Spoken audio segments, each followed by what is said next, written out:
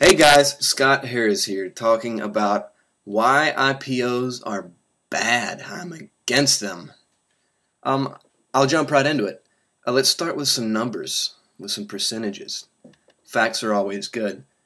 Right out of the bat, Professor Ritter, who is indeed a finance professor at the University of Florida in Gainesville, found that starting from around 1973, within the first 5 years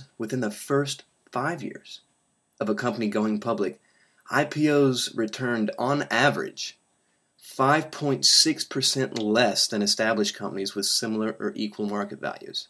Okay, and in addition to this, another study conducted by ComScan, which is an investment banking research firm, found that the average IPO issued starting from around 1990 or so lagged S&P's Standard & Poor's 500 stock index by an average of 7.9 percentage points during its first year of trading. 8% behind on average.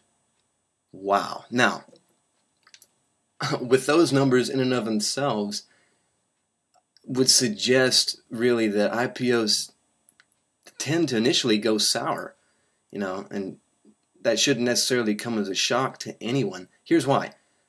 Well, here's one example. After all, the owners of a company that is going public are naturally going to be interested in seeking out and going with the highest price possible, so it only makes sense that they would try and make the company look as good as possible and as promising as possible as they're selling shares.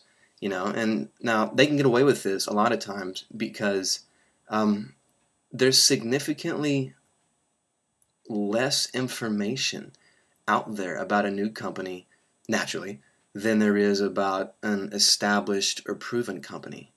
And the cold hard fact is new and unseasoned companies really make up the vast majority of IPOs.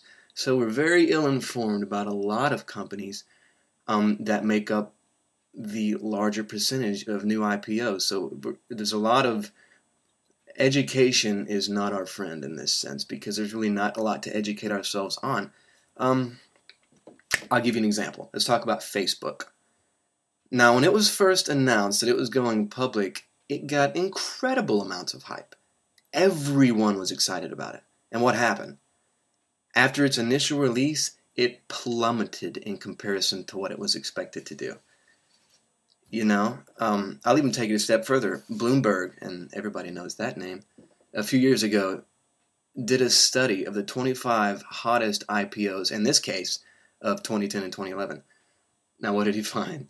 He found that 20 of them, 80% of them fell by an average of 50%.